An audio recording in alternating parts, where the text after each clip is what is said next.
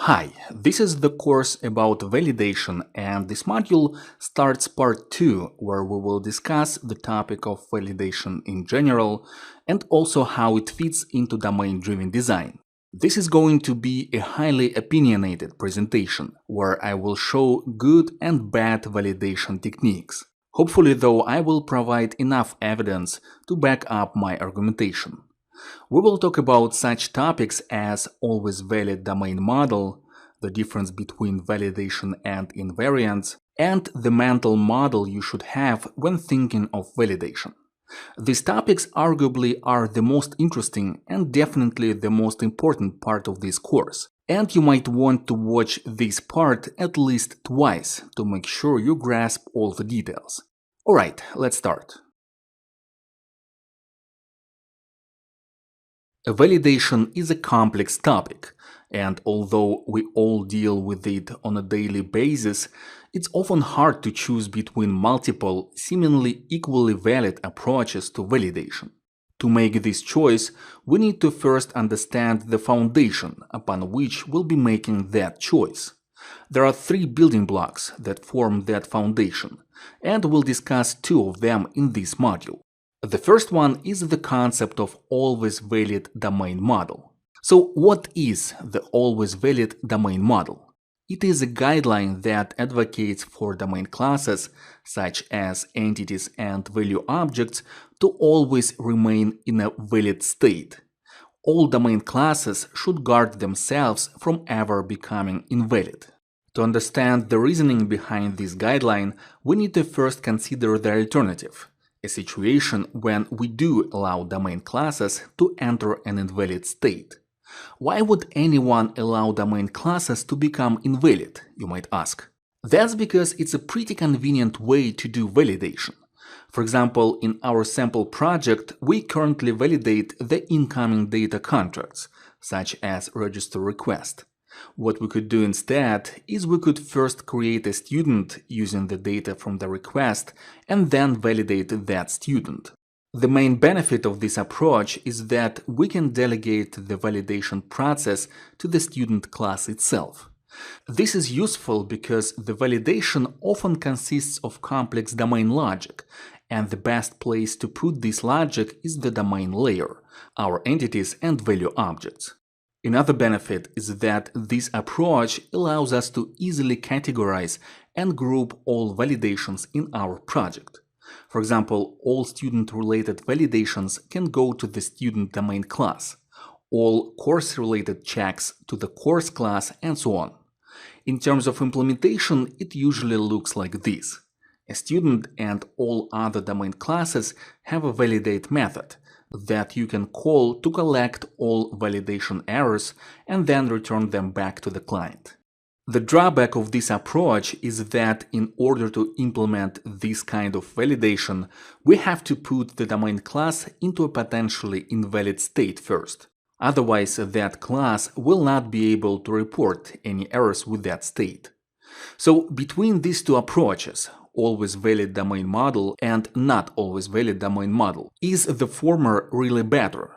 Should we really follow the always valid domain model approach, given the benefits of the alternative? Yes, we should. Although delegating the validation process to the domain model via the introduction of the separate validate method is compelling, the drawback of having to put your domain model into an invalid state is a huge one. This drawback outweighs any potential benefits. So why potentially invalid domain classes are such a huge deal? That's because when working with such domain classes, you never know if they are validated or not. Look at this code, for example. Can you say why the delivery instance is validated in the first method but not in the second? Is it because we don't need the delivery to be valid in order to postpone it? Or is it because the delivery was already validated higher on the call stack? Or maybe the author just forgot to add this validation and this is now a bug. You never know. You have to dig deeper and investigate the postpone method itself and all its callers to understand what's going on here.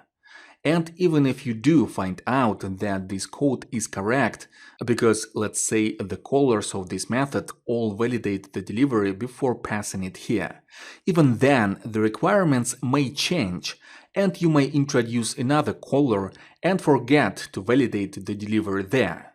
It's really hard to keep track of these things. You will always have to double check whether you validated the domain class or not, and that increases your code's maintenance costs by a lot, because it requires you to be extra diligent at all times. On the other hand, making it impossible for the domain class to enter an invalid state absolves you from this additional mental burden and removes the need for that check in the first place. Not always valid domain classes also incentivize the use of those classes in place of data contracts. That's understandable because if you allow your domain entities to become invalid anyway, why would you need an intermediary in the form of separate data contract classes? You can just allow ASP.NET to deserialize the incoming request data directly into domain entities and skip copying that data manually. This, however, leads to issues with backward compatibility that we touched upon in the previous module. One of the responsibilities of data contracts is to maintain backward compatibility between your API and its clients. If you use your domain classes in place of data contracts, any refactoring of the domain model would break that compatibility.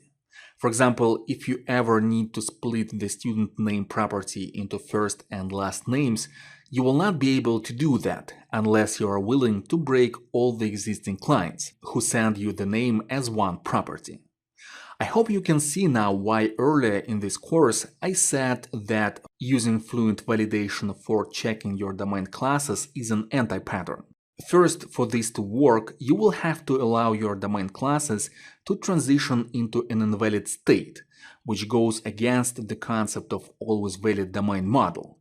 Second, with domain entities in place of data contracts, you will not be able to refactor those domain entities without breaking backward compatibility with the clients of your application.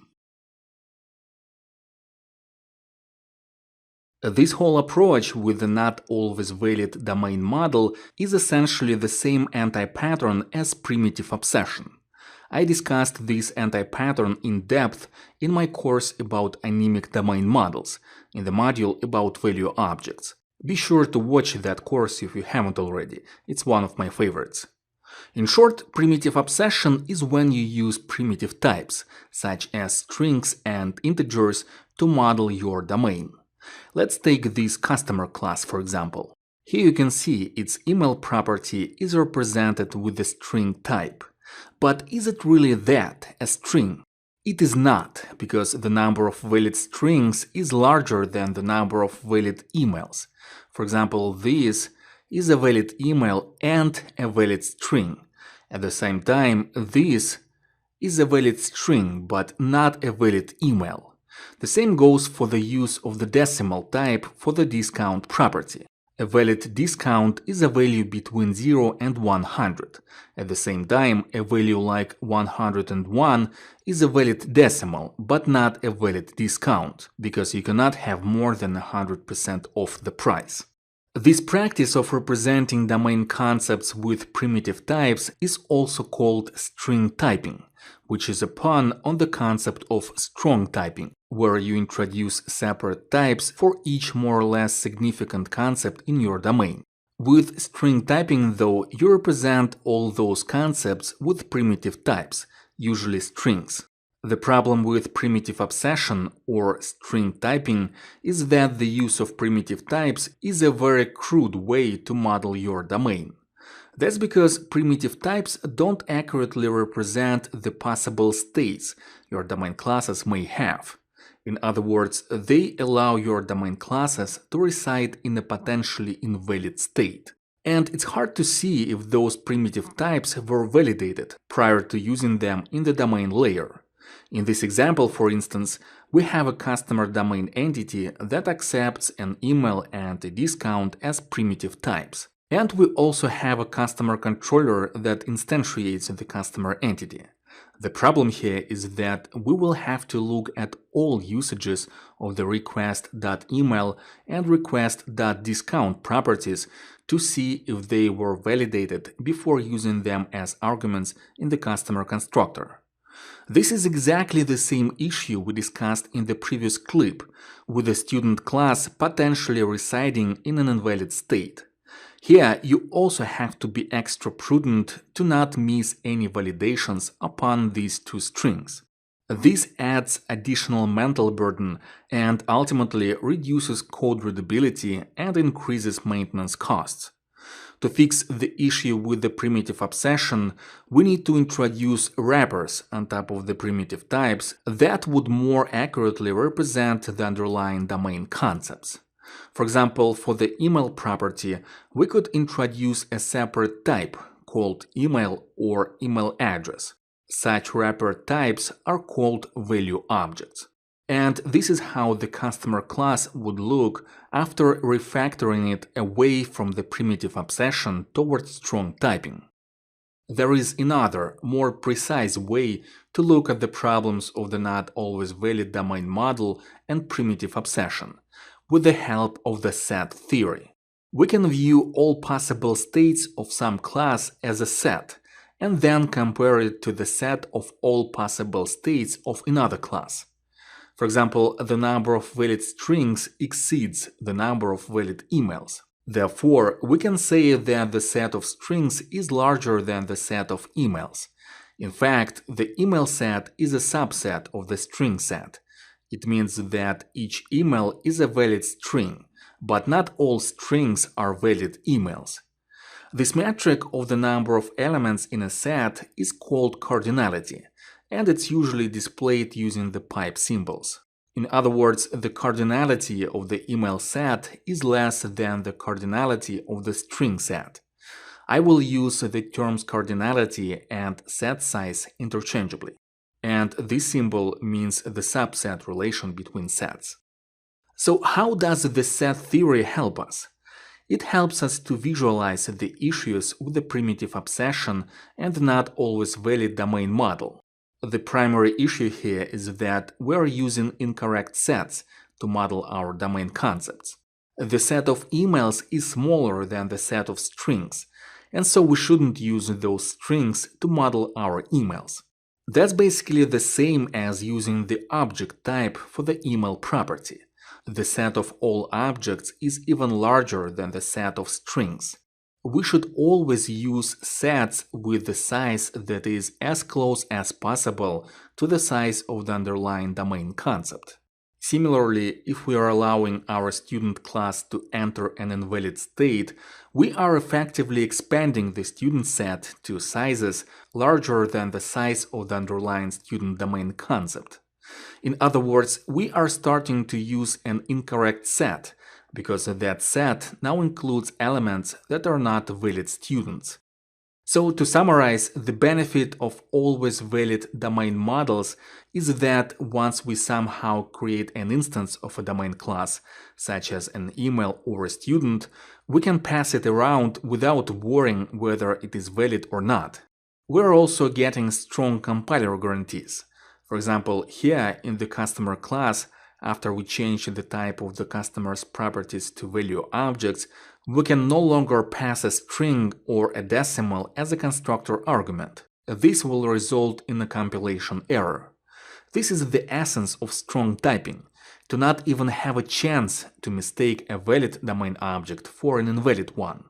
This guideline of always protecting your classes against ever becoming invalid applies to the whole domain layer, including entities and value objects.